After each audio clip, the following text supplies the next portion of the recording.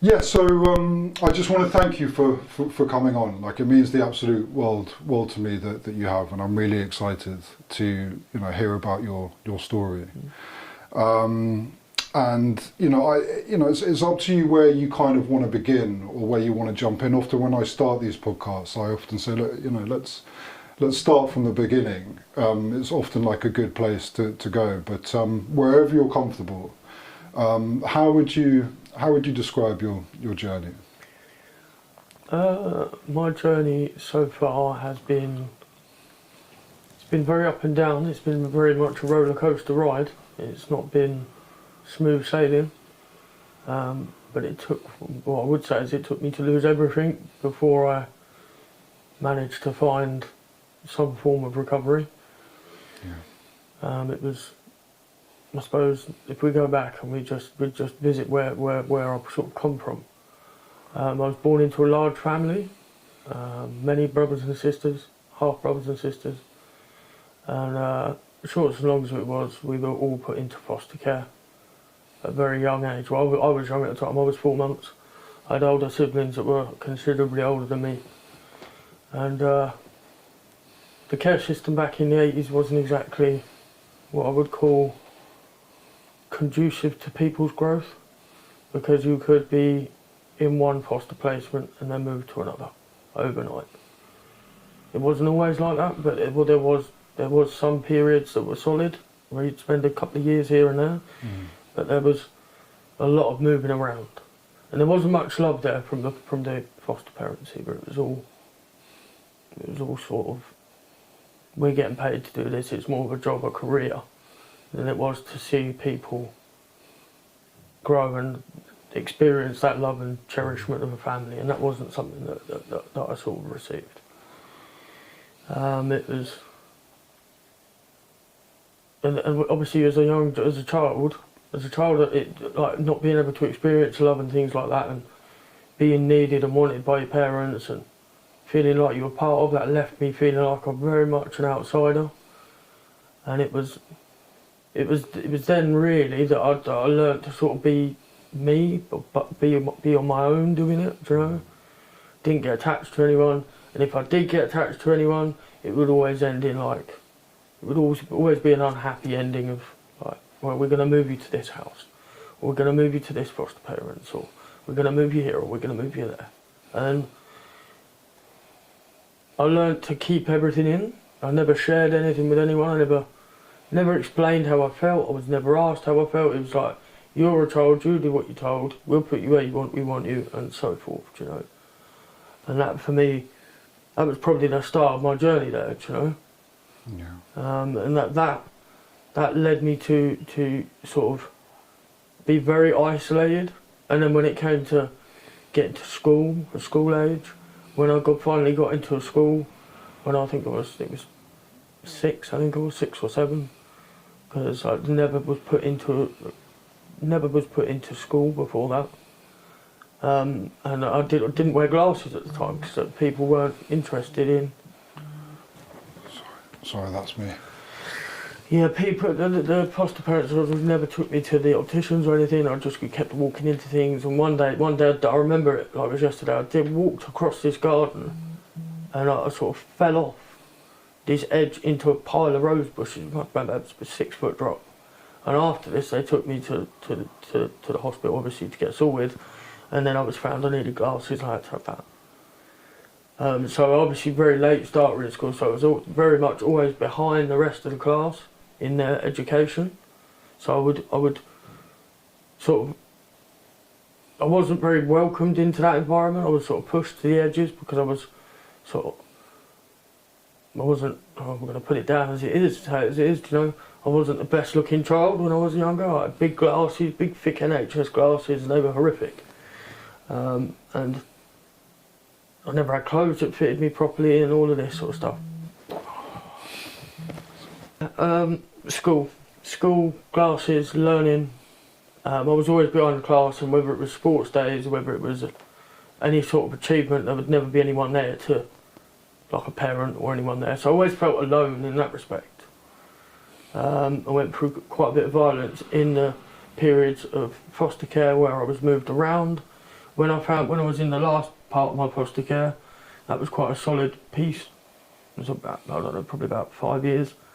That was quite solid. But for the first 4 years of my life, I was moved around here, there, and everywhere.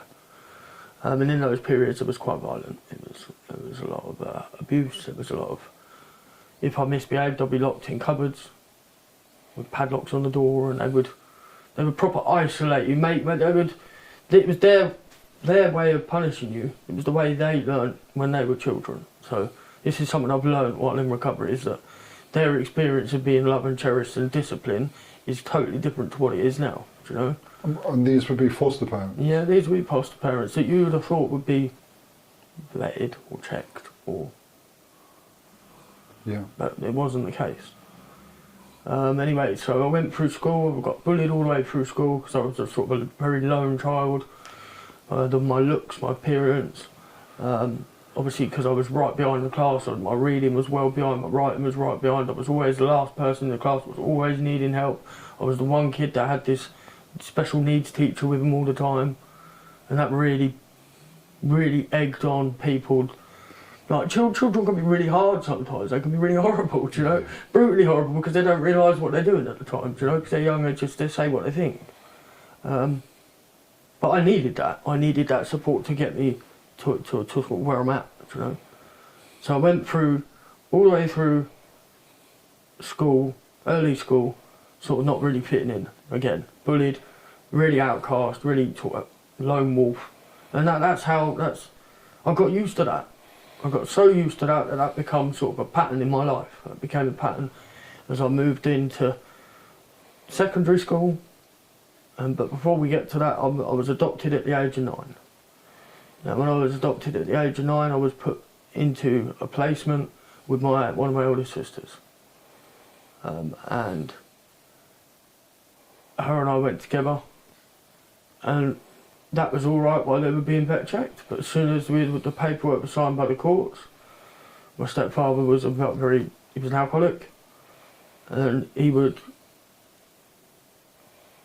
be quite savage, to put it nicely. He would come home from the pub angry, frustrated.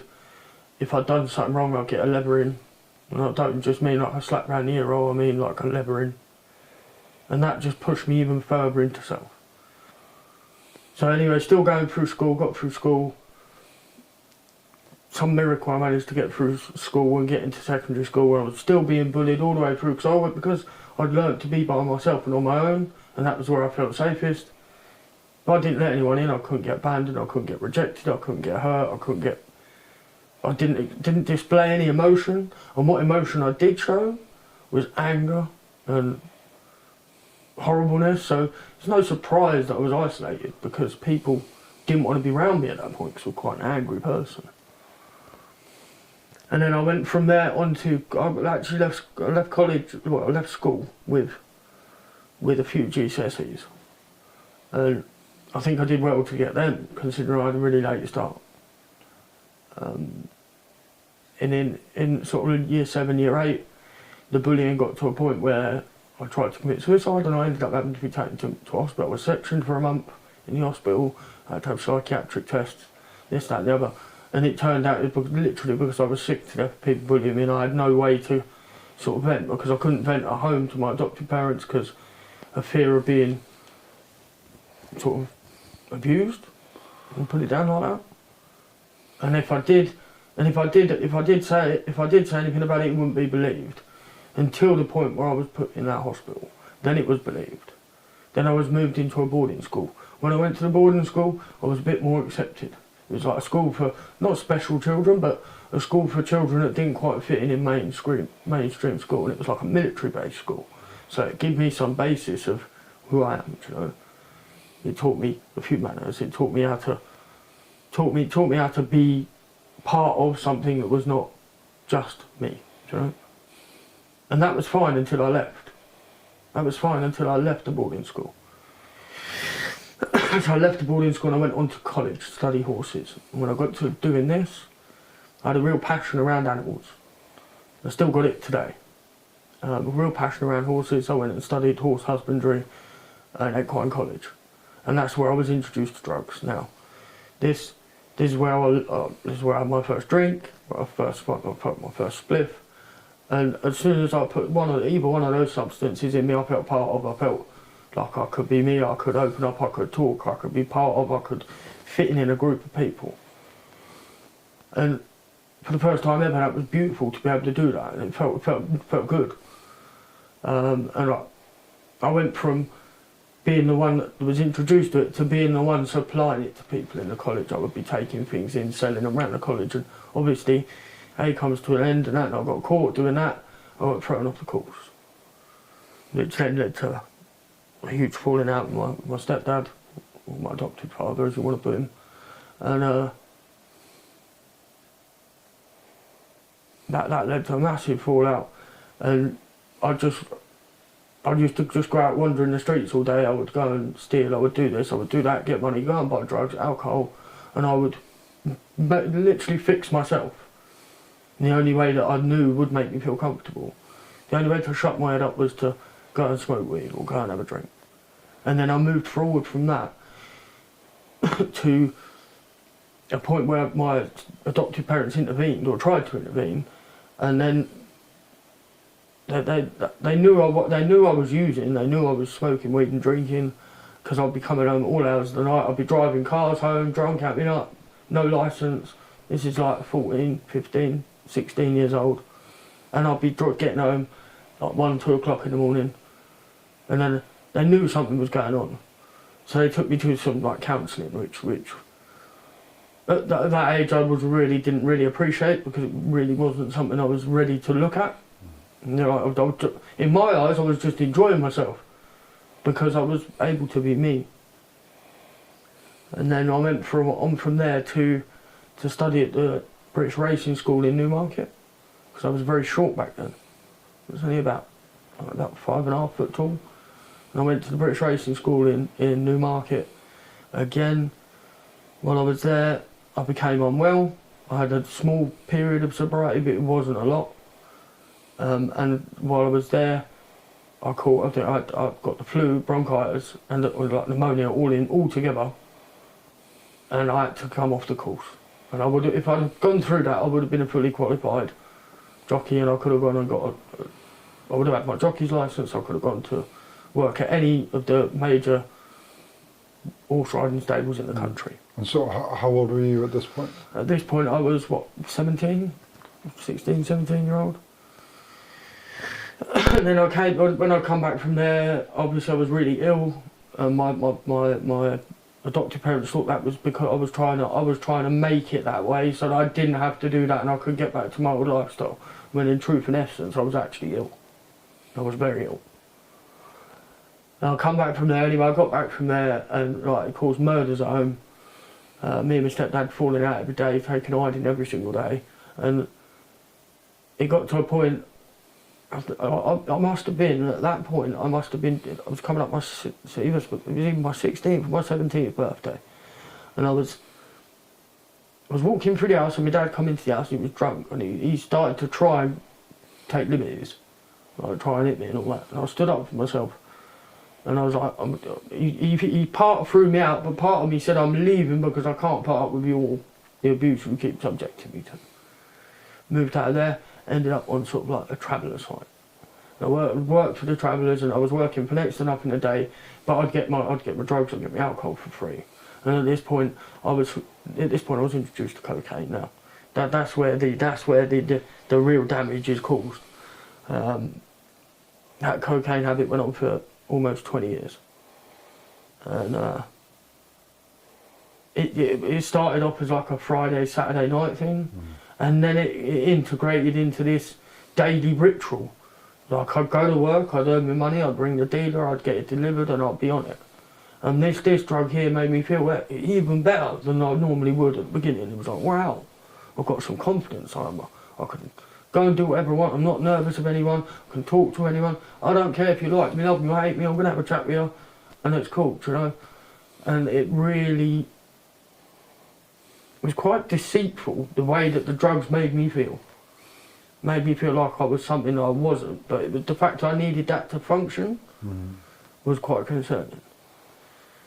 So I did a few geographicals with Travelling Folk, and then I ended up moving to, where did I go first?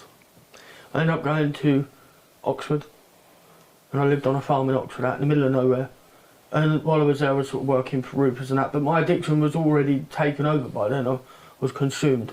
I had to have a line of coke before I got out of bed in the morning. I had to have it progressively during the day. I had to drink alcohol. I wasn't drinking fizzy drinks or water or nothing like that. It was coke, alcohol. And then to get to sleep, it was cannabis. And that cycle was vicious. It just went on and on and on. And then I got sick of living on this farm, and I ended up making contact with one of my older brothers. I moved to Norfolk.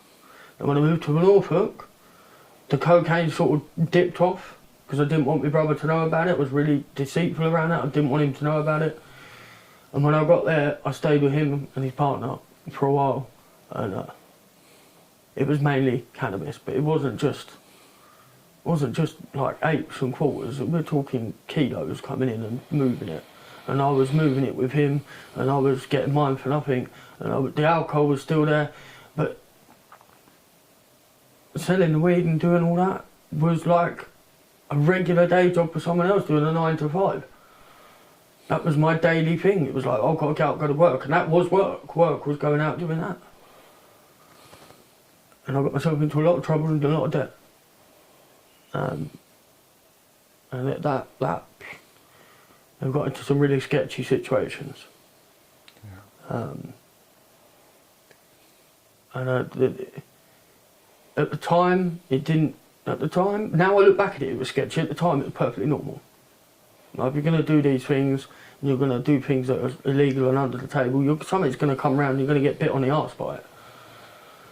And I just carried on and on and on. Anyway, me and my brother argued, moved out of there, ended up in like a hostel. Stayed in a hostel, got thrown out there for selling weed in the hostel. Just took me and my habit with me to the next place. And I just was selling it to everyone in the hostel. Everyone in the hostel out the nuts, all sitting there red-eyed trying to talk to the staff. None of them could do it. Turned the rooms over, found me with it, thrown out. So then at this point I'd met someone while I was in the hostel, and I was sort of in a relationship, and my son was born.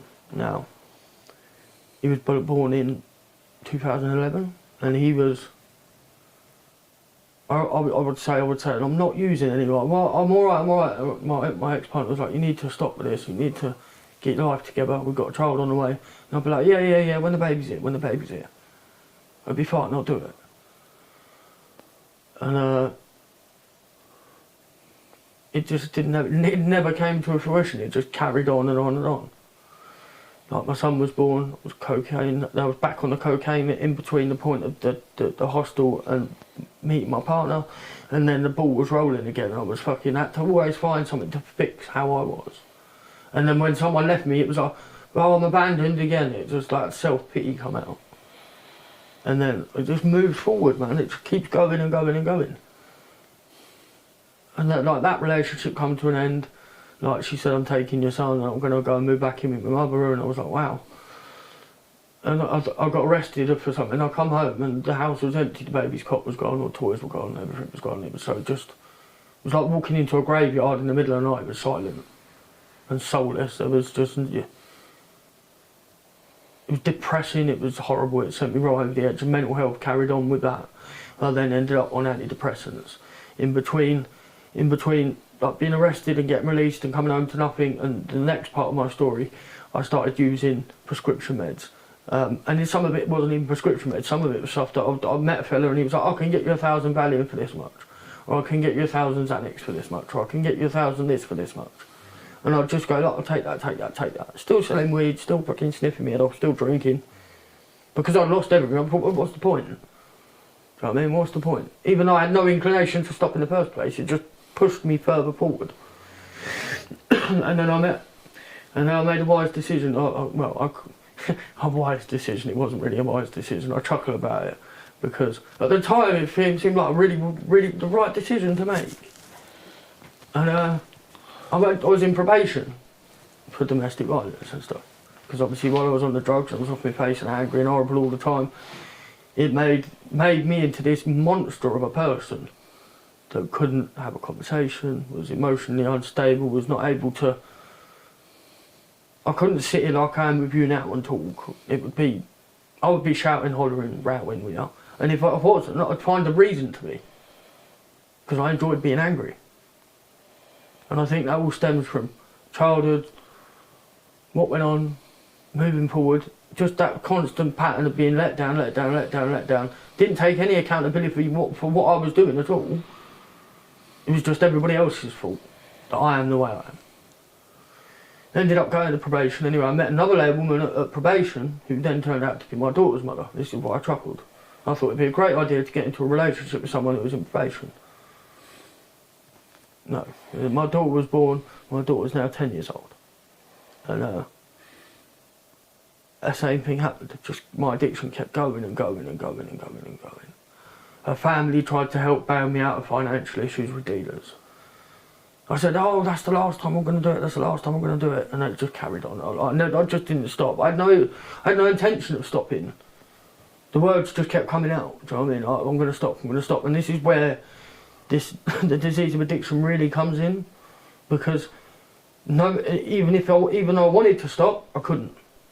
Because I was so involved in it, do you know what I mean? I used to have a fix when I got out of bed. I used to have a drink, smoking continuously. I'd smoke cannabis like it was cigarettes. Like, I'd smoking like probably 2 to 3 ounces a week, continuously, every week in, week out. And if I didn't have it, I'd find a way to get it.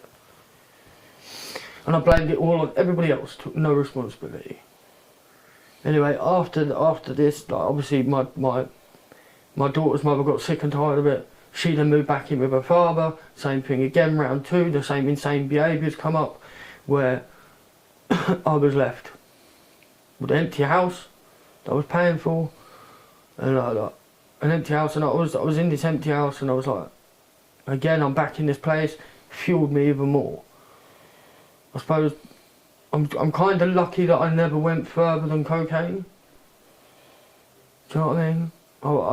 I consider myself quite lucky I didn't get to sort of crack and heroin. Yeah. Because if I'd have got to those two, I don't think I'd be sat here now. Like, every time I stepped up a drug was to keep enhancing and keep that high, and keep finding a new way to make myself feel better. Anyway, I got out of Norfolk to get out of there, and different reasons, and I got out there and I ended up having to move back to Oxford. Now I went back to Oxford, I got in another relationship in Oxford, and in that relationship I was an horrible bastard. I'm right in the thick of it now. I'm right in the deep end of my addiction, and I'm being angry, I'm being horrible, I'm being manipulative, coercive, controlling, sometimes emotionally and physically abusive. And at that point my ex-partner, she had 4 children, and obviously social services got involved, those children were taken into care. That completely broke a relationship, completely broke us as a relationship, and at this point I'd made enough money by selling drugs and things and working to be able to set up my own roofing company. So I was doing roofing, and I was doing these roofing jobs for thousands of pounds I was getting, and I was earning money. I had my own vans, I had labourers, I had workers, I had it all. I had the house, I had what everyone would like: a home, children, motors, nice things, nice everything, brand new in the house. There wasn't one thing in the house that was old and tatty. Like, when I say living mint, like living properly, it's what I really wanted. And I had it all. It was all there in the palm of my hand. And through drugs, my anger and my abusive behaviour, I lost it all. Well, like, when I lost it all, my head fell off, my mental health went straight down the pattern, it was gone. At this point I stopped taking prescription meds. At this point I was simply on Class A's and alcohol all the time. And I'd smoke the occasional spliff to get to sleep. And it was again at a point where I'd have to wake up in the morning. Before I went to sleep, I'd make the lines up on the CD case for the morning. I would make them up ready. I'd have the cans there waiting to go. Or I'd have a bottle of Jack Daniels there waiting to go. And that would be it, day in, day out. And like, I went from, I was always quite a skinny fella. I was always quite skinny, about 9 stone, 8, 9 stone. By the time I hit the rock bottom that I needed to hit, which I believe I needed to hit now, because I didn't realise about rock bottoms and needing to hit one to get to where I needed to go, I weighed 7.5 stone. The week before I hit that rock bottom, I went to the doctor and he said, "You've got the blood pressure of a 70-year-old man." He's like, you can't keep doing this to yourself. And obviously I wasn't telling the doctor what I was doing, but because they take blood tests and everything else, they knew anyway. And my head says, "I don't know about that." Dishonesty. And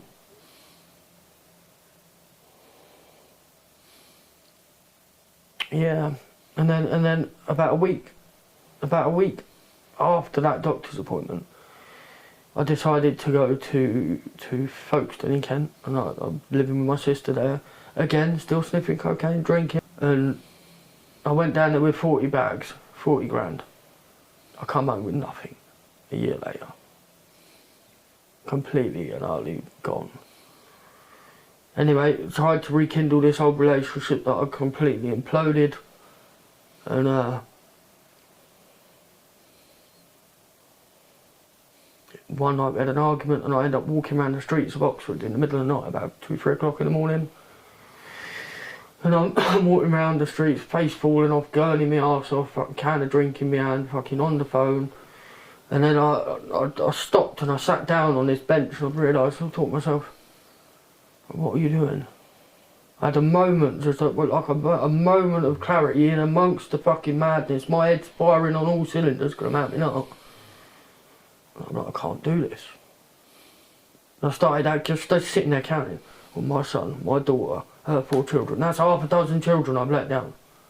I'm turning into the person that treated me the way I was when I was a child, something I swore would never happen. And I felt totally and utterly alone and shameful and guilty of everything I'd done at that particular moment. But it took for me to get to that moment to realise what I'd done. Yeah. And then I pulled my phone out and so I just typed, I don't know what it was, I typed into Google treatment centres or help to get off drugs. And it brought up this treatment centre in Oxford. And again, I didn't realise this till afterwards, but this was probably my first experience of a higher power working in my life. Most people who go into treatment takes them anywhere between 6 months to 2 years. I was in the treatment centre within 4 days of putting an application in. And I went in and I was completely broken. Like, emotionally, physically, mentally, just gone. So you just got lucky? You got lucky with that? I don't class it as luck. I class it as that was someone guiding me to that place. I don't class it as luck. I don't think anything happens for luck in this world. I think there's a reason for everything happening. And this whole, I believe it was someone watching over me. I believe it was my grandmother that passed away when I was a younger child. I was about 12, 13. I didn't really speak too much about her, it's a bit painful. But I believe it was her watching me and guiding me into this change. So anyway, completely up sticks, went into treatment. I went in there with a black bag, one suitcase, a little tiny suitcase and a black bag of all tatty old clothes, ruined. Everything was ruined. Because obviously I've been living it rough in Folkestone for a year. I come back, went into treatment, and there I learned how to, firstly, you had to learn how to not take drugs. Yeah. And that was really, really difficult. It was really, really, really hard. Because that one thing, those 1 or 2 things I'd relied on for so many years to help me feel comfortable were now gone. And I knew that if I went and used while I was in the treatment centre, I would be gone, out. And I hit that bottom, and I had that moment of I cannot do this anymore. Like what we call in fellowship was the gift of desperation. I couldn't go on the way I was because I'd have ended up dead within 6 months. If I could have, but I would have been dead in 6 months. But I didn't want that. I didn't want to be the person that I grew up round.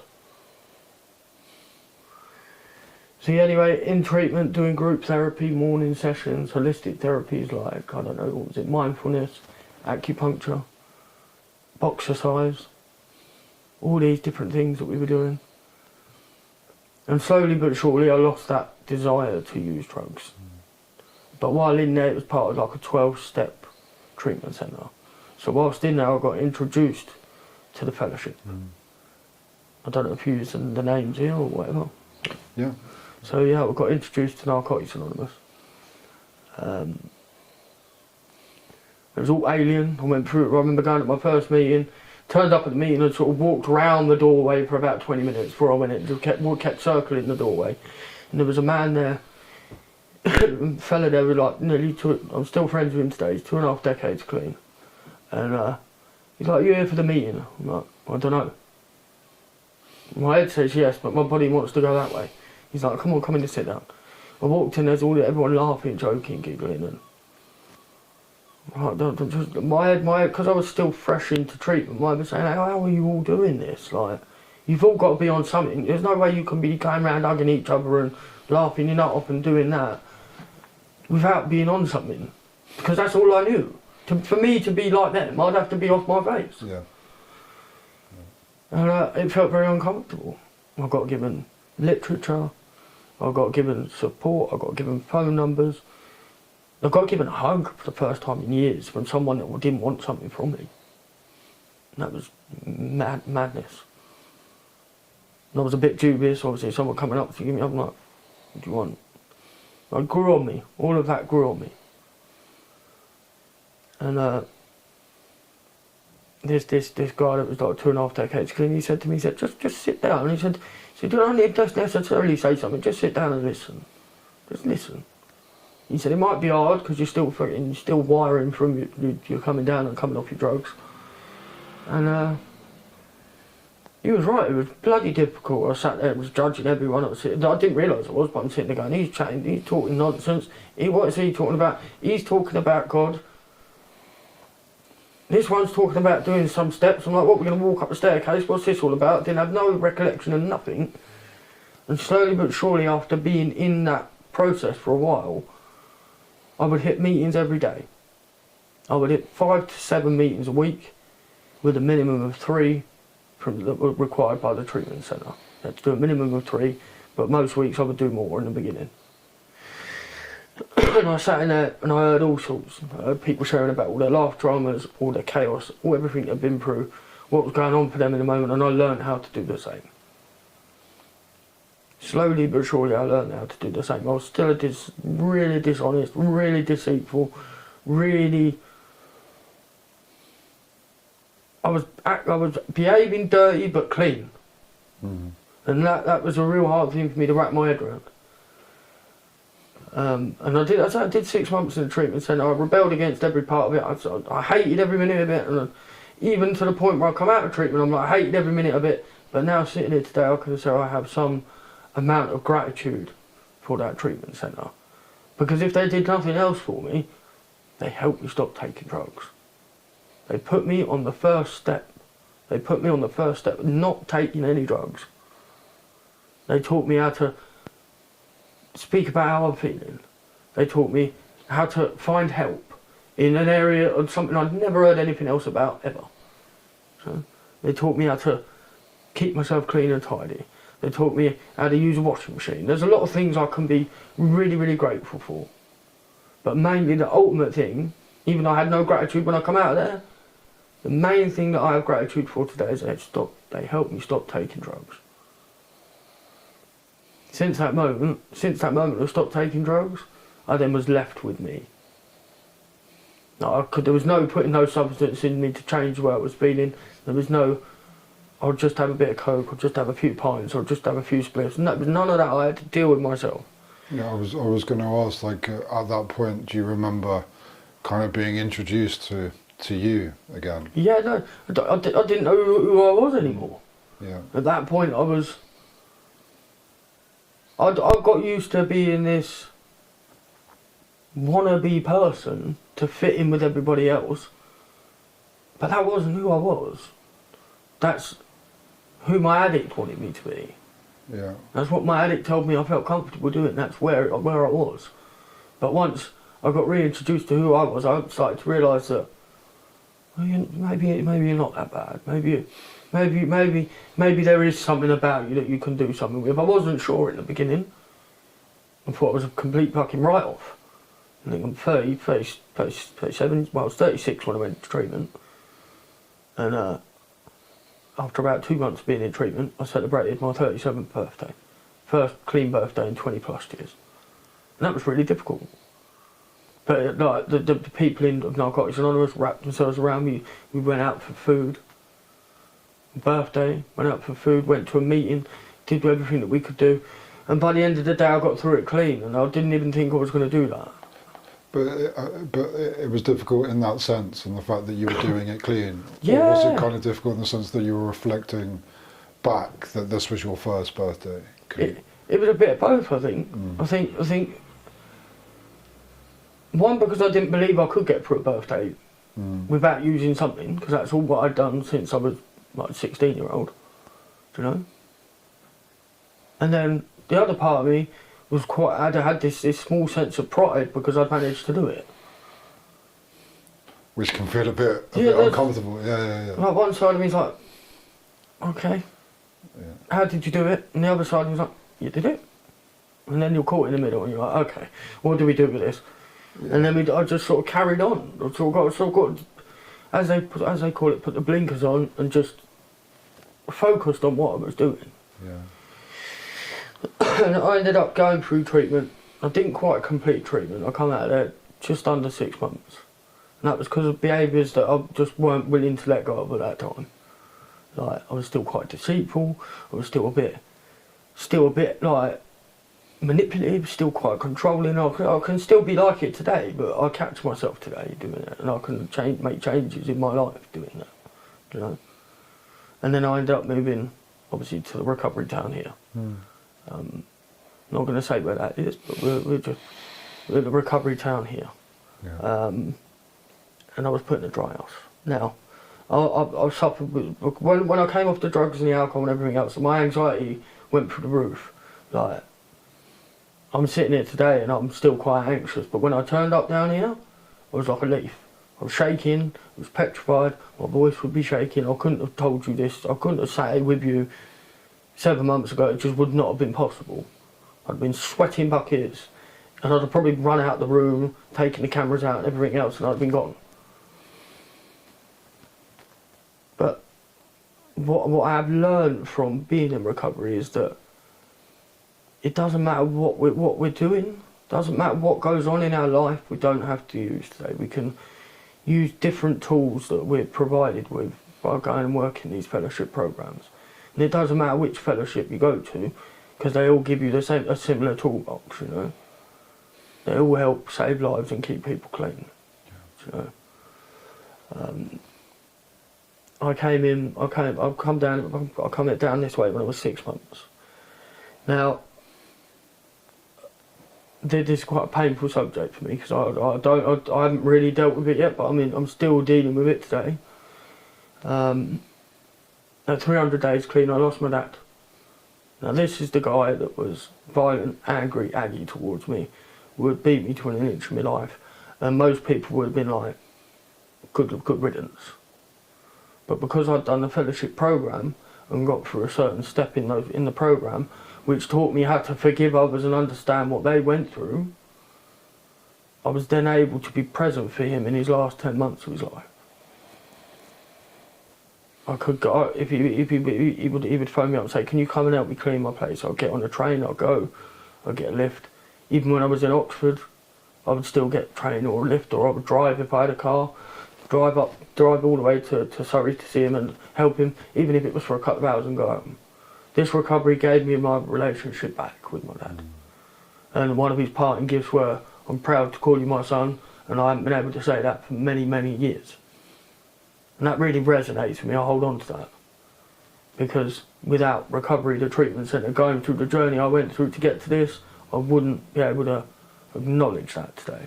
So I wouldn't have been able to be present for him. At 300 days clean, I'm sitting there at home, I've just come home from having food out, I'm sitting at home on the sofa, the phone rings, it's the hospital. You need to get yourself to the hospital quick. You haven't got long. I get a taxi from one end of the country to Surrey. and it cost a fortune. And I didn't make it. I was about an hour and a half late, and it passed. And by working this program, I was taught to reach out and talk to people. So I rang my sponsor. I also rang the fellow that was 2.5 decades clean, because I previously heard him sharing about someone he'd lost in meetings and wondered how he'd done it. Because at this point, my head's completely gone. Like I didn't want to use, but I was emotionally heavy. And I rang him up and I said to him, "What do I do?" He said, "Do you remember what I did?" I said, "Yeah." He said, "What did I do?" I was like, "You went to meetings, you shared in every single meeting where you were at, you picked up the phone." He said, "And you did, even if you had to be on the phone to people all day, every day, that's what you did." He's like, "Well, that's what you've got to do." He didn't give me the answers, he prompted me for my own thoughts to be able to make that answer and decision. And I managed to get through that whole process clean. He said to me, the other thing I would say to you is, try not to focus on the fact that he passed an hour and a half ago.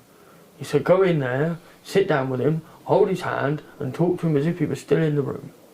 Tell him everything that you wanted to, you would have said to him had you made it. And I went in there and I did that. One of the most powerful things I've ever experienced ever. Like, I could have been sat there going, damn it, I didn't make it, oh God, beating myself up, all self-pity on me. But instead I made it about him and reflected my thoughts about him. And I just sort of sat there and told him that I love you, I'm going to miss you, and I wish I did say I wish I'd have made it, but I said I'm here now, I know your spirit's still here with me, you know, things like that. And like I said, I know we didn't always see eye to eye, but you did do the best you could for me, and I understand that your violence and anger didn't come out of a place of hatred. It come out of you being raised in the 1950s, where that was the given thing. So it's the only way you knew how to install discipline and love and cherishment, you know. And then that sort of closed that chapter. And I never dealt with it. I still haven't dealt with it properly now. Like, the grief comes out in different ways. I then came back here, and then had to go back for the funeral. And because I was clean and sober, I was able to help carry him down, carry him from the hearse to the altar. I was able to read a eulogy. I was able to be part of his funeral. And then I was also able to go and be in a pub for his wake afterwards with about, I don't know, 100 people. And they were all his drinking buddies, most of them. Probably about 10 or 12 of them weren't, the rest of them were all drinkers. And not once while I was in there did I want to drink. Not once. And I even now I sit and question myself and say, wow, why? Anything else ever painful in your life gone on, you have to be the first thing you turn to. I didn't. And I think it's because I've held on to that fact. And my dad said he was proud of me for all the work I'd done on myself. And I know that he's probably sitting up there watching me, keeping his eye on me going, you do that, you don't do that, I don't want that for you. That helps me, you know. So then obviously I've had all the turmoil and the grief of that, and my behaviours come out sideways here, there and everywhere for a short while after that. And I had to do some real check-ins with myself, do you know what I mean? I had to do some real work on myself to stay clean and stay focused in the programme. I kept going to regular meetings, I stayed in contact with my sponsor, I was doing the step work that's advised. And now I'm coming up 15 months clean. And I've only got here by having that programme. So I've only got here by working this programme. Something was said to me when I went into treatment, and I laughed when the man said it. He said, put as much effort into your recovery as you did into your using and you'll be fine. But I do exactly that today. Like, no, not everyone's journey is the same, do you know? I also understand that. When I come in I think, I've had the worst journey ever, no one's had my story. But then I hear all different things. I hear people that have had an easy childhood but still felt like outcasts. I've had people that have had horrific childhoods that are even worse than what mine were. And it's not for being selfish or self-centred, but I take something from that because I realise I'm not alone in some of the things I've been through. It's really weird. It's really odd to explain. But today I'm sat here and I'm still clean. I've just celebrated my second belly button birthday, as we call them, in recovery, and I've stayed clean. I went out for food, went to the beach, did this, went in the arcade, had a bit of time in the arcade and come out. Yeah, I still have things that go wrong. I still got this mad thing about trainers and clothes, and like even there's little signs of the addict still there, because I still try and fix myself with little things. But I'm aware of them and I can address them, and I can be aware of them to a point where I don't let them overtake my thinking. Like I am. It used to be my addict controls me. Now it's I'm doing everything to get my medicine through fellowship, people, old timers, conversations, support networks, that keeps that addict at bay. But I know it's always going to be there. It's a program I've got to carry on with. Like I remember where I came from. I remember the harms that I caused. I remember the damage and the chaos I left behind. But today I also know where I am today. Today I'm nearly 15 months clean. I sit my finals for my exams on Friday, tomorrow. I'm doing that, and that's going to lead me into like level 3 counselling, which is, I haven't been back to school since I was like a teenager. And I didn't think I was capable, but I've done it. Do you know? I now support people and help people go through the fellowship work. And that in turn reminds me again of where I've come from, because helping someone that's just coming in and seeing how broken they are and watching the lights come back on and watching them get a bit of life back and learning how to acknowledge how they're feeling and learning how to be honest, and that just reminds me of every bit where I've come from. And it's really, it's quite humbling, because you can use these experiences to help you at the same time.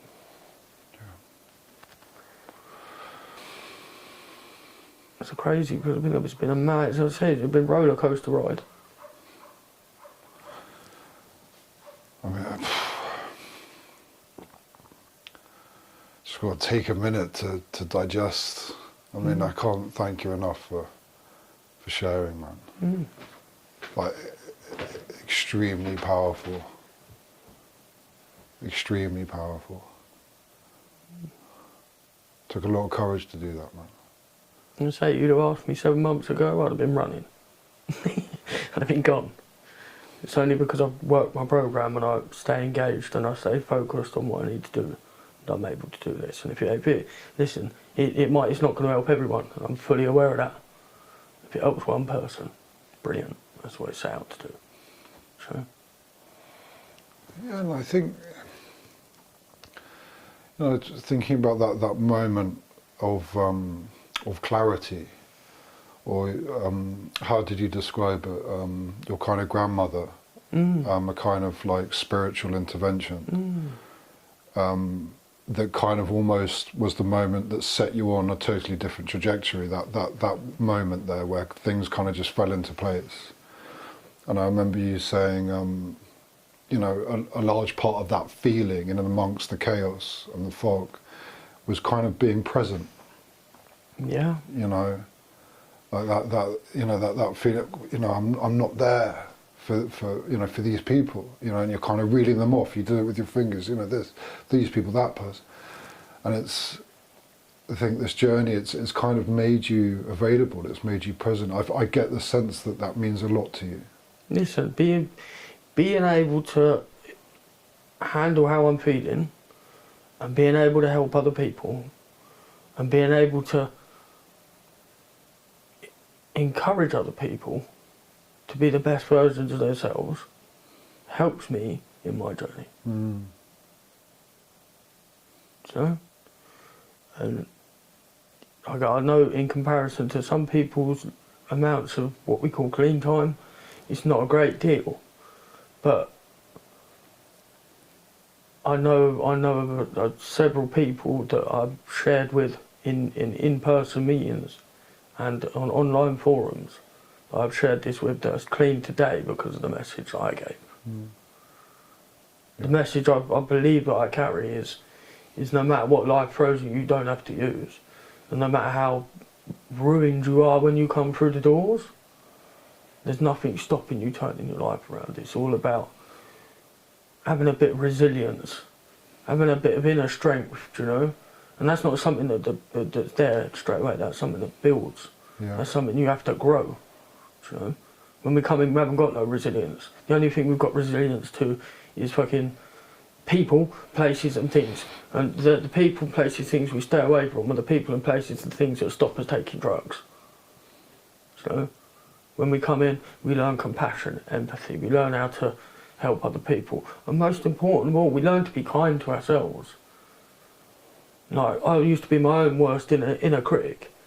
I used to beat myself all the time with what I call an invisible shovel. And what I was told was put down that shovel and pick up a feather and be nice to yourself. Be kind to yourself. And that's it. The journey has to start somewhere. It's a shame that it took some people's journey. They lose a few things in their life and then they get into recovery and they get it all sorted. Other people have to lose absolutely everything. I'm one of them people that has to learn the bloody hard way. And that's the way it's been. So as far as I can remember.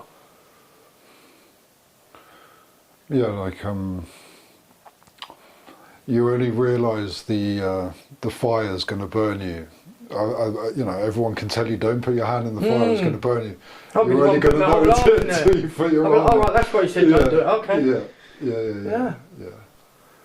Yeah, and also, you know, just I think, you know, like you were, you know, so eloquently describing, you know, you're able to be in a position now to help, and you know, and you have helped, and there's people that have, you know, kind of really benefited from you being in their life, and you know, there's a tremendous sense of kind of placement in that, you know, a position, you know. The most important thing for me is being present for myself, which is most important, because if I'm not present for me, then I can't regulate my emotions, my feelings and my thoughts. Yeah. And then I'm present and able and willing to help others, which is something which I was never capable of doing. Yeah. And like, by doing this counselling course that I've been on, I'm now looking to move into level 3 and then go into trauma and addiction therapies and counselling, which, because I've had the life experience of it and I've been through it, I reckon I'll be able to not sounding too big-headed, but I feel that would be a really strong career path for me. Yeah. Yeah, I couldn't agree more. And you know, I think it's frustrating in a way, because it's almost like without all the carnage and all the kind of, you know, the horrible experiences, without any of that, you wouldn't be here in this position that you're. And so it's sometimes I kind of lose my mind a bit when I think about it. But without all the pain and all the suffering, Everything I wouldn't happens for a reason. Yeah, I wouldn't be able to. I needed that. I didn't need it like I absolutely had to need it, but I had to go through that to get here. That's exactly where I am. Listen, I didn't see myself ever stopping using. I didn't think it would happen. But it got to a point where it started off fun and enjoyable. Yeah. Very quickly turned to pain, despair and frustration. Yeah. And then once I suffered enough of that, having said I have to learn things the hard way. Once I'd suffered enough, then I got to that point of, I can't do this anymore. What is there that I can do to get some help? And I found it, and that the whole finding the treatment centre and getting into there within 4 days. That was a complete higher power moment. Like, it's strange, because when my nan passed, when the hearse came out of the cemetery, I chased that hearse down the road, and I feel like I chased to get into treatment, and that was my nan's way of helping me into the treatment centre. It's crazy how it works, but everything happens for a reason. I'm a real strong believer that things don't happen by coincidence. Certain things are luck, you know, certain things are luck, but 99.9% of things that go on in life they happen for a reason. Whether that reason's explainable, whether it's some out-of-body experience or person that's influencing it, whether it's good karma, bad karma, everything happens for a reason. Yeah. And your experience of such a kind of broad spectrum of it is so intimate. Like particularly for something like counselling. I mean, do you experience this if you're doing? Do you do triads? Yeah, we're doing triads at the moment. Yeah. We've started doing that, and the amount of people that have brought stuff in, obviously because it's confidential, I can't disclose any of that. Yeah. But there's been people come in with life situations that I can immediately identify with, and from a place of empathy, compassion, and acting with some congruence and some inner knowledge. By the end of that 20-minute triad that we do each, or 20 minutes each, by the end of that 20 minutes, these people are feeling about what's going on. And that, see, if I was doing this college counselling course and I couldn't relate to anything that people are going through, and I couldn't get to the end of the session and without making some progress, I'm not sure it would be the right path. But all the signs, everything that I'm seeing at the minute, everything I'm hearing, everything that I'm doing, my assignments, my work, even the initial practical stuff, is it all pointing in a positive direction? Yeah, yeah. Well, and look, listening to your story, you know, even during the carnage, you know, there were moments of like extreme productivity. You know, in certain elements, you have real kind of periods of success. However you want to kind of gauge what success is, but you know, business and making money and kind of, you know, being up and active and working. You know, you did that. You know, which is testament because you were doing that with kind of 2 concrete blocks strapped to your legs, you know, the whole time. And I'm you know, I'm going to presume that getting into counselling, you're probably thinking about counselling objectively. You know, what it is, the impact it has, even kind of residential treatment or kind of success and sobriety, these types of questions. Do you question why sometimes there can be quite a high relapse rate within people who try and get sober? Like, having gone through treatment, being in supported housing, studying counselling, do you think there's a disconnect somewhere? Like, which I'm quite black and white when it comes to relapse. My opinions around it is not necessarily what everybody else is. I'll just put that out there first. 90% of relapses in my mind come from the non-ability to be able to handle the emotional state you're in. So I've seen people come into treatment and because they've gone through certain life situations, it's brought up their emotions and their feelings, and because they can't regulate that and they haven't absorbed what's been taught to us in essence through going to these meetings that we do and these fellowships, I believe you have to listen to the advice that's given, and if you act upon the advice that's given, you don't have to use. But I understand why a lot of people will go back out there and do that, because it's not easy. Getting clean is not easy. If it was easy, we wouldn't have any addicts in the world. So it'd be a real peaceful place to live. There's something else that was said to me when I first got clean. The best thing about getting clean is you get your feelings back. The worst thing about getting clean is you get your feelings back. Because not only do you get, I can understand the benefit of getting your feelings back, but if you don't know how to regulate and then use those, like use the tools that you've been taught to regulate those emotions, and realise that whatever's going on for you will pass. It just takes time. I think where I've been through so much in my life from a child, not a lot phases me. Not a lot bothers me. Whereas some people might go through their recovery and they've had, don't take this the wrong way, but some people may have been raised with a silver spoon and they may have gone through all their life being all looked after, lovely and nice, and they might have felt like the odd one out, and they've turned to addiction, and then they've say, for example, like say for example, God forbid, but say for example they've got a child and that child then gets taken into care, because I've already been there, I've already got that resilience. And for me it's about sharing my experience with others, so that when people are experiencing these life situations, that they can then sort of stand back a little bit and think, do you know what, I'm not alone, other people have been where I am, and this is what they did to get through it.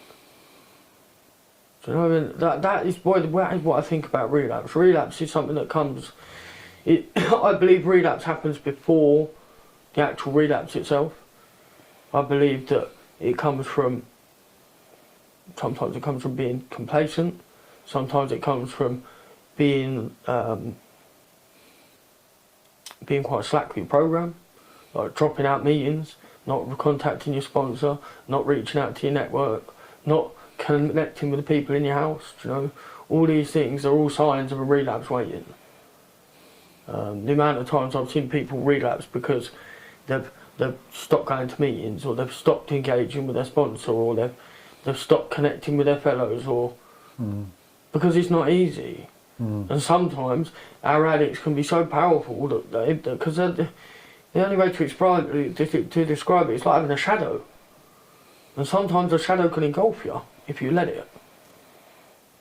And it's about having that mental strength to combat it, I think. I was speaking to someone the other week, and they were talking about kind of self-regulation and unregulation, and maybe someone that isn't doing, you know, the things to the level that they need to. They're just in a place of being unregulated. Like, I suppose, to put it not like they could be a kind of lack of acceptance. Oh yeah. You know, deep down. Sometimes it's difficult to notice it if it's kind of on the surface, but deep down, maybe there's still that desire that you haven't really kind of let go. That's the other thing, man. Like,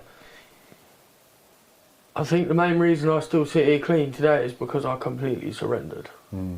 I completely said I cannot successfully use any drugs or mind-altering substances, because the minute I put one in me, that's it, I'm off and running. And I had to lose everything to realise that as I call it, that gift of desperation was what I needed. You know, that is what kept me on that line of doing the next right thing. And I don't know if it's the way that I went through treatment. I don't know. We did something in treatment known as a movie trailer. I don't know if you've heard of it. It's so basically on a movie trailer, when you go to the cinema and you watch a film, this movie trailer will show you the best parts of the film. Yeah. So that on one side of the page they got us to write what our ideal using would look like, and then on the other side of the page, what does my actual using lead to? And that was eye-opening. Yeah. My list for my ideal using was like this, and my list of bleeding actual movie highlights was pages long. Yeah. Yeah. And you have to. I think. I don't think you can fully grasp recovery until you're 100% surrendered to the fact that you cannot use drugs successfully. And I know from multiple experiences in life that that's not possible. I've lost children, I've lost relationships, I've lost homes, businesses, motors. I lost me. You know, that's enough proof. Yeah, I think, like, you know, in sometimes with certain ex-girlfriends, you know, it's easy to romanticize about the beautiful moments in what was actually a really kind of what's the word, like toxic relationship. And you can forget all the toxicity, and you kind of, sometimes you're at home and you're just remembering those beautiful little moments like the trailer. I've done it. And it can sometimes persuades you, and you kind of pick up the phone and you call, and you're kind of, without realising it, going down a road of carnage. Yeah. Even with. I've done it. I don't really want to describe. I will talk about a sad person, but I've been through that. I was in a 6-year relationship with a certain lady, and we split up. We got back together 3 times, and 3 times was focusing on the good. And then by the end of it, absolute carnage. And there was just no fixing it. We're very good friends to this day. We're very, very good friends to this day, which I'm pleased to say, because I couldn't have, when I was in relationships, if it went wrong, it'd be see you later, goodbye, don't talk to me ever again, goodbye. This particular relationship has turned out where we're amicable, if we've got issues that we can talk to each other, but we know that there's that boundary in place, that from our own experience of doing the same thing over and over again, that we just do not work in a relationship in that sense. But we can work well in the capacity of a friendship. And that for me is priceless, like learning how to have relationships again, man. I didn't even know how to have a relationship with myself, let alone with somebody else.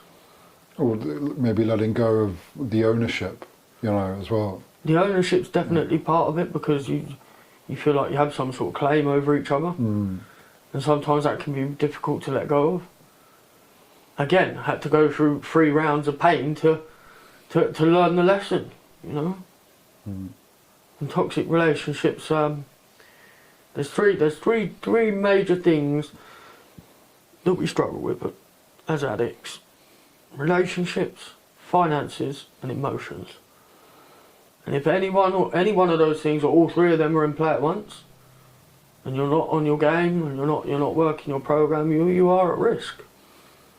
And it's identifying those high risk situations. It's about knowing when you're not feeling right, acknowledging when you're not feeling right, and making actions to keep yourself safe. When my dad passed away, I could have just gone, oh well, that's overwhelming. I've got the finances of the funeral now, I've got this to sort out, I've got that to sort out. My head tried to fall off, I'm not going to lie, it tried to fall off. But because I put into practice what I was taught, I got through it. Yeah. Now, touch wood, I hope that there's not another life situation comes along that's going to be that painful, but life shows up. And when it does, you need to have that toolbox in order, so that you know exactly what you're using out of that toolbox to keep yourself safe. It's madness, absolutely madness. Like, I can't believe I'm sitting here talking about all this, I can't. It's crazy. I never even thought I'd get clean, let alone sitting here just like trying to understand addiction and how it affects other people, At least to have a bit of compassion and empathy about other people, because I used to be really angry at certain people if they went out and relapsed. I'd be like, oh look, you've done it again, look, they've done it again. Now I've learned that I'm not angry at the person, I'm angry at the addict of that person. And a part of, I have to learn, there's a fine line between helping someone, there's a fine line between giving someone a suggestion and actually doing someone's recovery for them. There's a fine line between that. You need to balance it. It's the same as counselling. You can guide someone to a solution, but ultimately they're the ones that are making the solution. And when you say addict, you're talking about something that's choiceless? Yeah, I would say so. It's where, listen, like, an addicts come in all various shapes, sizes, and we're all addicted to all different things,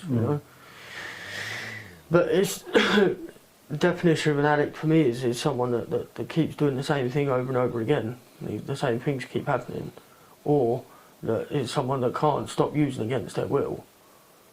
Like, I got to a point where I was in bits, crying, 2 seconds later sniffing like a coke, because I didn't want to do it, but I had to do it because I knew that's the only thing keeping me sane.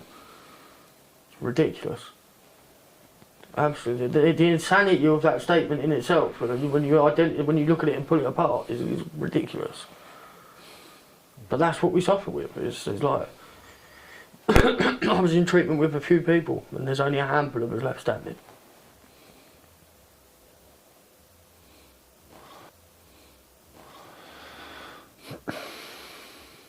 And you would put that down to those other people having not kind of fully grasped a program? I would put it down to not fully grasped a program. A couple of factors: not fully grasped a program, not surrendered fully, and are unable to process through the painful parts of their past or life, which will enable them to be free. I've had to work through that stuff in my step work. I've had to revisit. My mind, when I came into recovery, was like a shipping container. The worst stuff was at the back, all in little tiny boxes, all rammed into the back, and then as it come forward, the not so harmful stuff, then the not more so harmful stuff, and then in the front row was all this good stuff. The step work has allowed me to go through those boxes, through the container, piece by piece, and realise that like what happened to me as I was a child really wasn't my fault. Maybe some of my behaviours and things were a bit out there. I have to accept where I was wrong in situations. I have to apologise where I've made harms, which I've done, which I'm in the process of doing. And the whole point of the programme is to teach you how to live, teaching you a new way of life. And for many of us, we sort of revert back to when we were at that age when we started using. And for me, I just feel like I've lost a whole chunk of time, completely enwrapped in addiction. And not only have I been enwrapped in addiction, but everything and anyone that come anywhere near me or was part of my life got hurt and injured in the process. That is my evidence that I cannot use drugs successfully. That is my evidence that I need to work a programme. And I know that if I take my foot off the gas even slightly, like they're taking your foot off the gas, like you're going from 7 meetings a week down to 3 meetings a week, and then it's taking your foot off the gas going from 7 meetings a week to none. Yeah. There's a regulator, you have to regulate it, because slowly but surely life comes back in. And you have to get that balance. Yeah, we had a person on, I don't know, maybe a couple of months ago, and that's what they said. They said he said he didn't know anybody that had relapsed that was working the program. No, I can identify with that. He didn't. He'd been around it for years and years. He didn't know anyone. The only people that he knew that had were people that kind of had stopped working the program, and we kind of suggested that it was, it's similar to kind of exercise. If you want to be fit and healthy, you need to kind of exercise in some form. If you don't, then you lose your fitness. It's a consistency, it's a routine, it's a daily discipline. It's something that you take very seriously, that you integrate into your daily life. And you maintain your levels of fitness or psychological fitness by working the program. But sometimes when I hear myself saying that, I sometimes just naturally question. I question everything, but particularly in the industry. But if there's too much weight placed on this one particular program, because obviously not everybody takes to it, and it's great for the people that do, and it's even greater for the people that do consistently for a long time. And from all accounts, from people that I interview, from what I hear, those people that manage to do that maintain years and years worth of sobriety.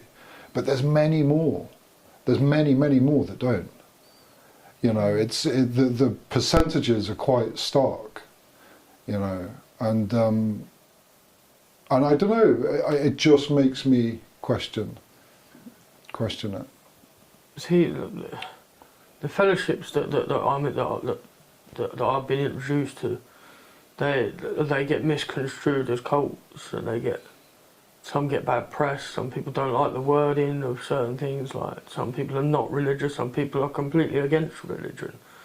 And I feel that if you are really very, very much closed-minded to change and to be open with everything, not just religion or life aspects, I think the percentages would be better. But I think to get to that stage, you're asking for a hell of a lot, because not everyone gets it through these problems. And that's why there's such a high percentage rate of people that go back out there and don't find their way back. Yeah, it's heartbreaking. It is. I've lost family members to this disease. I've lost my sister, one of my eldest sisters, heroin. I've lost my uncle, cocaine, and I've lost my father to alcohol. so I know what this disease can do. Yeah. And I think that some people just get to such a point in their addiction, and they've just, excuse my French, but they've hit that fuck it button. And that's it. Like, I hit that fuck it button. I've been finger pressed on it for 20 odd years. When I realised how much damage I was doing, I took my finger off. But a lot of people don't get to that. A lot of people are like, I can't live with the shame and the guilt of what I've done. I can't deal with how I'm feeling. I can't deal with how I've let this person, that person down. Can't handle the fact that my children are in care or here, there and everywhere. Do you know?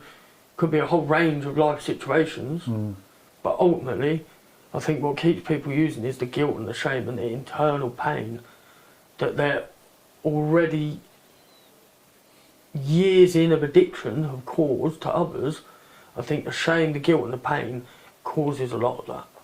When it starts to bubble up. Yeah, because, listen, when my children were moved in with their parents, with their grandparents, I would go around the street absolutely furious that someone was walking down the road with their child. Absolutely furious. And then when like my ex-partner's children went into care, I'd walk around the road, I'd be even more furious about it. Only when I came in and I worked the step, I think the key to recovery is in the step work, personally. Because that is the only way you overturn your way of thinking about things. It's the only way you can free yourself from the shame and guilt of it. Some people might do it by religion, some people might do it through fellowships, some people might do it through Dharma and other things like that. You know, there's many different ways to get to recovery, but I think they're all very similar in the way that they're all worked. You know, I think they're all very similar in the fact that they all dig out all the stuff that you're shameful and guilty about, and help you deal with that with the support of others.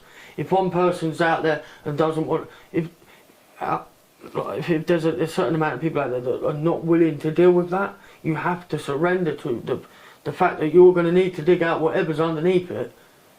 It's like having an ingrown toenail.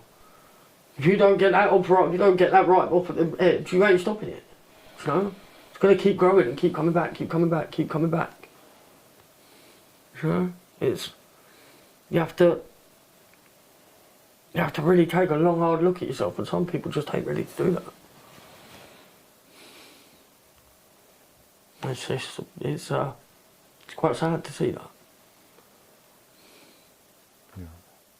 Yeah. So when you were listing those things, there's a lot of kind of a lot of spirituality in a lot of those examples that you listed. You know, do you think these programs, maybe once you've kind of done with the ingrowing toenail, once you've kind of dealt with the ingrowing toenail, it's then about spiritual resilience? I think it's about maintenance. I think it's about maintenance. I think it's about once you get past the amend step, once you get past, I think it's step 9, and I think that's the same in all the fellowships. I think all 3 that I've mentioned. Once you get past the step 9, then it's maintenance step. It's about taking daily inventory, making sure you've not hurt other people. Doing that gives you a great reflection. It's about carrying a message, and it's about, there is a spirituality about it, but if it had been about God, I probably wouldn't be sat here. But because I managed to find a higher power that I know works for me, that helps me go on day by day. Yeah. And that is where a lot of people struggle, because the whole concept of God, the whole concept of it's a spiritual but not religious program, yet why do they go on about God and higher power? I've had the same battles with myself. Yeah.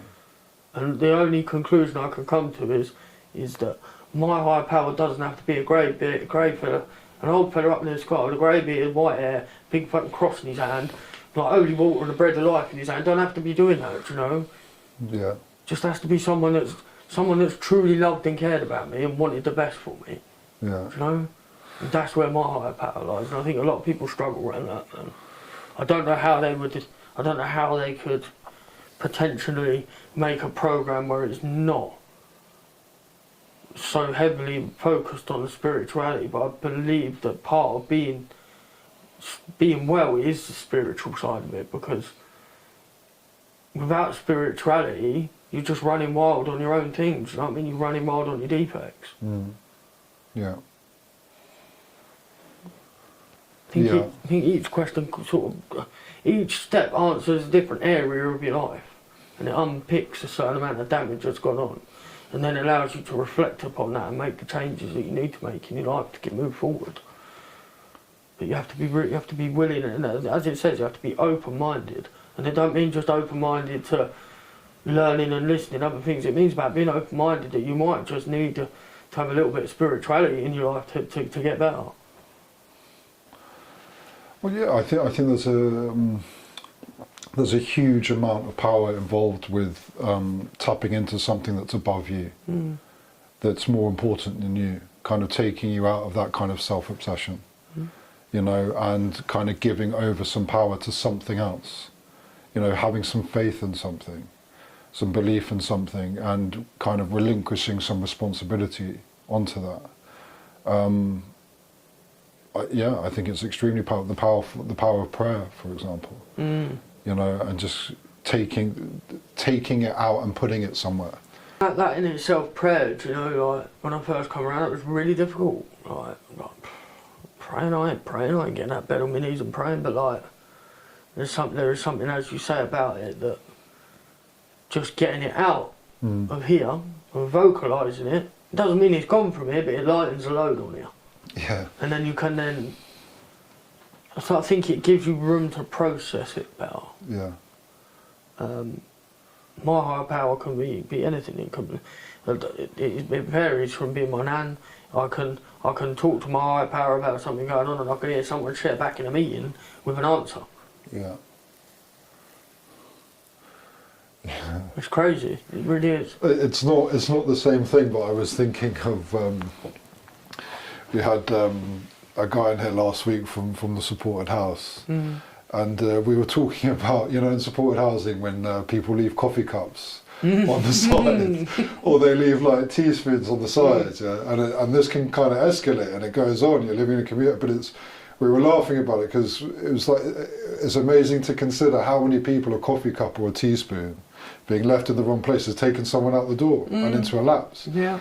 And it's like that, and you know, having lived in it and observing it, you know, for a long time, like, I see it happening. I've experienced it myself when the resentments build up and build up and build up, and you become just so kind of paranoid and upset and fixated on these tiny little things. But when you have the opportunity, or when you're kind of just slightly kind of pushed to talk about it, like, you're not quite right, what's up, come on, tell me what's going on, and you say, look man, it's these teaspoons, you know, it's the coffee cups, and you get it out, it's gone. It's gone. It's just amazing how it works, how cathartic it is. I agree with that. It happens. It happens in dry houses and supported living. But the essence is that your house network is your main network, because these are the people you spend quite a chunk of your life with, and these are the people that are closest to you. So I found in my dry house that building the relationships with the people in the house helped keep me clean, in certain circumstances, but also helped me to be able to say when something's not right. So say, for example, someone leaves plates in the sink, or someone leaves the washing in the washing machine for too long. And you're like, initially you're like, come on, I need to use the damn washing machine. Why is it still in there? Get your stuff out of the washing machine. Instead of when you're sitting there and go, listen, do you mind taking that washing out of that machine, because I really need to wash some clothes, you know? And in our house meetings that we have, the supported group house meetings, it's a platform where we can sit there and openly say what's grating on each other, so it's all kind of logistically put together. I'm quite lucky in the house I'm in, where we all sort of gel quite well, and we quite, like, if someone's saying something to someone or doing something to annoy the other one, we're quite good at going, you're doing this, or you're doing that, and because we know each other and we respect each other, and we respect that everybody's living standard is different. So what you might not like, you might not like to have a coffee cup sat next to the sink when you go out to work in the morning. me or someone else might be alright with that. Yeah. It's the different levels of that, do you know, and that it's a fine line, man, because when you're in supported living, there's four people in my house. That's 4 different sets of personalities, that's 4 different sets of morals, that's 4 different sets of living statuses, that's 4 different sets of problems. But somehow, we manage to come together as a house and just get through, and we support each other and we guide each other. And if someone's really struggling, we help them get out of what we call get out themselves, which means like distract them, like we'll go out down the beach, or we'll go for food, or we'll hit a meeting, or we'll go and play a game of pool, or we'll do this. And we're quite good at that. Yeah, and I think like staying with supported housing, I think that's one of the great things that it helps with supported housing, is that how to kind of engage in intimate relationships. You know, if you feel angry, you know, it's best not to kind of have a huge outburst. You kind of deal with it diplomatically, and you're conscious of the other person's feelings, and you kind of talk about it as a community. It happens though. Yeah. It happens. It does happen like that, where it blows up. And then that's when it helps, when you've got people in the houses that are a little bit further along in their programme, because they can then stabilise that situation and be like, look, you can't go to bed with that argument hanging over you. What we should really do is we should really all get together, have a sit down and talk about it clearly, and then we all go to bed and sleep safely, do you know? Yeah. Because like things, I've seen the smallest little things in dry houses set off the biggest arguments. Oh, mate, me too. Me too. Someone left a sock on the floor in one place I used to stay in the treatment centre, like community house I was in. Left a sock on the floor, man. This good fella's head nearly fell completely off his shoulders over it. It's like, that's a sock, it's on the floor, it's in the middle of the kitchen, why did you leave a dirty sock there? Oh, I thought I washed it. No, that's not right, mate. It caused absolute murders. Then all of a sudden, next day in group therapy, it's been brought to group therapy. And it's being spoken about. And by the end of it, they're all laughing and joking about it. But in the heat of the moment, that really infuriated that one person. Yeah. They went from 0 to 100 like that.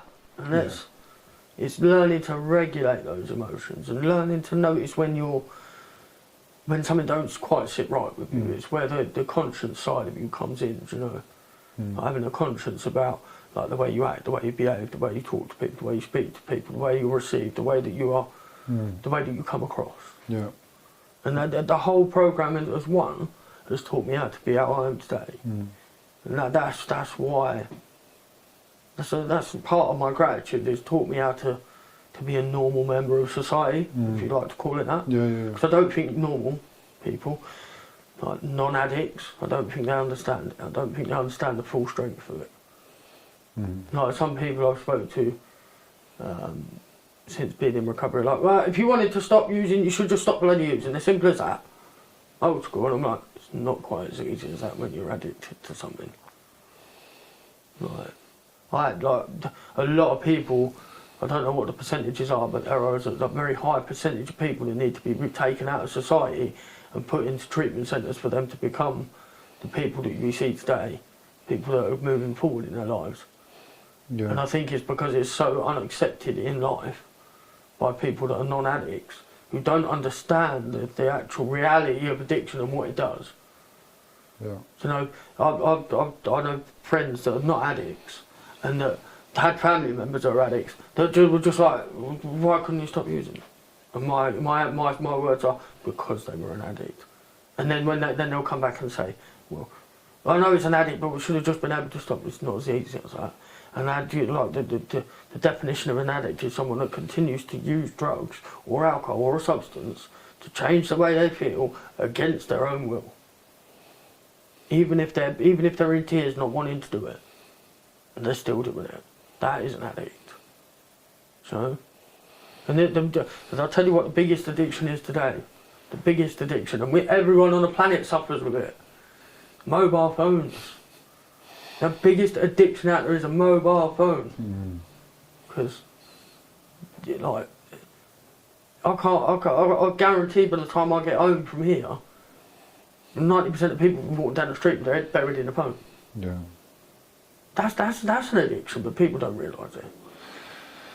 Yeah, I think you're touching on a really interesting point, you know, about, you know, if kind of treatment is just for addiction, if supported housing You know, it's just, I know it's populated a lot of the time, residential treatment support housing, with people suffering from kind of addiction or addictive behaviours. But you know, I don't think it should be limited to just that. And I think that there's huge benefits with, you know, coming into a secure, safe, kind of observed community and learning how to engage with people in everyday situations. You know, not just for the obvious lessons that can teach, but also just, you know, there's a lot of people that, you know, are kind of disenfranchised, or they're disengaged, they're very alone, you know, kind of filled with anxiety, depressed, feel very isolated. I was that person. But they're not necessarily taking drugs, but they're kind of carrying it around a lot of the time, and it's probably very confusing. But these types of kind of institutions help with all of that as well. Do you sometimes think that the label of addiction is kind of used too much? Or do you think it just, you know, if you are, you are? I'm not as black and white as that, I don't think. Addiction is the way I was introduced to it is addiction is around a substance or putting something in your body that you don't want to put in you, and you can't stop doing it. That is one thing. But I also think that addiction and mental health sort of come quite a lot of the time hand in hand, and I feel addiction stems from trauma. I'm I would say between 70-80% of the people I know, their addiction started with trauma. So I think trauma has a great part to play in addiction, and if that trauma was dealt with earlier, then it might reduce the amount of addicts that we've got in sense around substances and things, you know.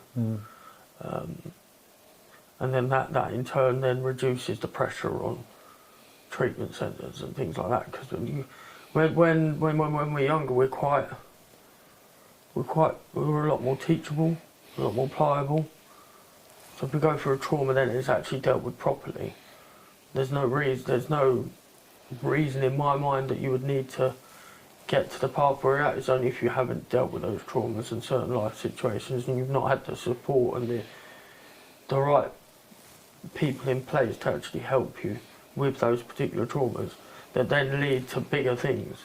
I feel that untreated trauma or mistreated trauma leads to a lot bigger and worse situations. Yeah, I think even like the trauma in adulthood, you know, I've been in treatment with people that like have lost their job. You know, it kind of started with like losing a job, and then the kind of breakdown of kind of, you know, self-identity and direction and kind of purpose, and then like a kind of relationship kind of breaks down. There's this like domino effect, you know, like loss of a job, bills stack up, kind of relationship breaks down, there can be the loss or breakdown of a family dynamic, and it can happen in relatively short periods of time. You know, it's like this domino effect in quick succession, and you know, maybe a person that's never had a drink or a drug problem, but just suddenly within the blink of an eye, for whatever the reason is, has just had their entire life pulled out from underneath them, everything that was keeping them upright and together, just gone. Yeah, I think that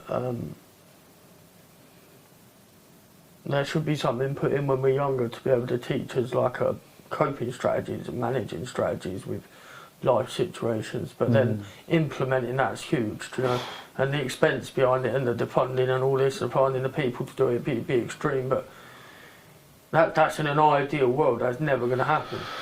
But and another part of it is when people are going through these situations, like they've lost their job and they've led to a breakdown and it's led to them drinking and then that's spiralled off. Yeah. You know, it's then those people, how do you help someone in that place without them coming forward? Yeah. Or being identified from outside source. How would you prevent that spiralling? you know. But I honestly don't think there is a way that you can prevent it all from happening. Yeah. If I think of it realistically, like, it's all well and good to say, well, yeah, this should be taught in school, that should be taught, people should learn this and learn that, and do this and do that, and they should then come forward if they're not right, you know.